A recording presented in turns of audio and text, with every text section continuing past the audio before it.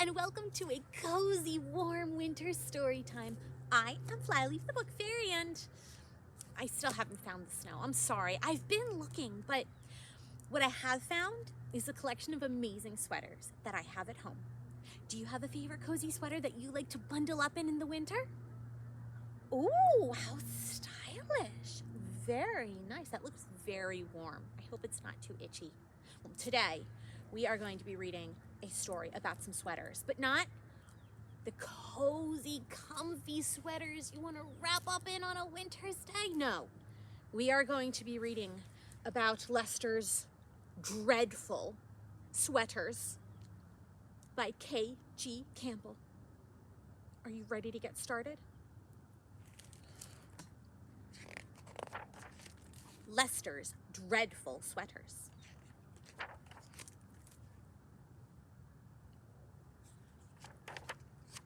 Cousin Clara's cottage was consumed by a crocodile. Luckily, Cousin Clara wasn't in it. Upon hearing the news, Lester disapproved. "Cottages," he muttered, "aren't meant for munching." He added crocodiles to his list of suspicious stuff, starting with C. Then he checked that his socks were even and combed his hair. No one knew exactly whose Cousin Clara was, so she came to stay with Lester's family. She was little and frilly and came with a basket of knitting. "I added crocodiles to my list," Lester assured her. At first, everything went well enough. Clara didn't make unsavory noises or rearrange Lester's lost and found collection. All she did was sit and knit. Clickety-click, clickety-click. One morning, she said, "I made you a sweater." And Lester thought, how kind. Until he saw it. It was shriveled yet saggy.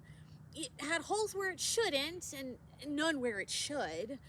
It was a less than pleasant yellow and smothered with purple pom-poms. It was dreadful.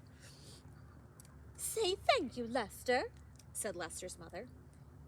"Thank you," whispered Lester. "You'll wear it to school," said Lester's father. Lester's day did not go well. Mr. Twist didn't compliment his carefully combed hair, which he always did. And Enid Measles made a less than pleasant remark. Later, Lester's sweater was discovered in the laundry, all stringy and shrunken. "What a mysterious accident," said Lester. "Not to worry," said Cousin Clara, and she kept on knitting. Clickety-click, clickety-click. The next morning, there was another sweater. This one covered bits it shouldn't and didn't cover bits it should. It was an irksome pink and dotted with oddly placed upside-down pockets. It was ghastly. "Don't you look handsome?" said Lester's mother as she handed him his lunch. Lester's day went worse than the one before. Mr. Twist didn't notice his nicely knotted tie, which he always did. And Enid Measles said several irksome things. Later, Lester's sweater was discovered in the yard, shredded by the lawnmower. "It's an inexplicable tragedy," said Lester. "Never mind," said Cousin Clara, and still she knitted. Clickety-click, clickety-click. The next sweater was repulsively pumpkin, uncommonly crooked, and had a hideous hood. It unraveled in the rain and got washed down a drain. The next was an awful olive and had alarmingly large buttons. It was pecked to pieces by several outraged ostriches. Then there was the terribly turquoise one with several unexpected sleeves. Is he an octopus? Does Cousin Clara think he's an octopus? Oh no. It got stolen by ne'er-do-wells. It seemed that as fast as she could knit them, Cousin Clara's creations were doomed to disaster. "I have curiously bad luck with sweaters," Lester explained. "Luckily," said Cousin Clara, "I'm a curiously speedy knitter." That night, long after bedtime, Lester could hear a frantic clickety-click, clickety-click. Oh my goodness. What is that? At dawn, he arose to a bone-chilling sight. In the parlor loomed a woolly mountain of cruel colors, appalling polka dots, frightening stripes, startling tassels, and things with 6 fingers? Oh no. Oh no! Wailed Lester. Enid Measles' party is today! They found him, crouched amidst the remains of grimly dismembered garments. He clutched a large pair of scissors, and his hands were covered with red yarn.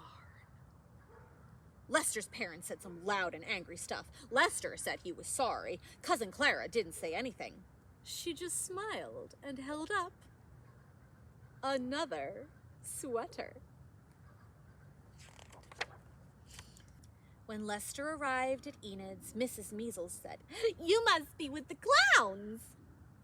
"I'm doomed," Lester explained, "to a life of dreadful sweaters." Lester disapproved of clowns. "Noses," he mumbled, "are not for hunking." But the clowns liked Lester. "We love your sweater," they told him. "You don't think?" gasped Lester. "It's dreadful." "The feathers and feet," said the clowns, "are super cute." "Would you," asked Lester hopefully, "like your own?" "There are more?" shrieked the clowns. "By now," said Lester, "there should be tons. Follow me." On seeing Cousin Clara's freshly knitted collection, the clowns went nuts. "So stylish!" they cried. "So fresh, so inspired!" "Oh, stop!" giggled Cousin Clara, knitting away. Clickety-click. "We'll take them all!" declared the head clown. "Can you make more?" "Cousin Clara," Lester assured him, "is a curiously speedy knitter."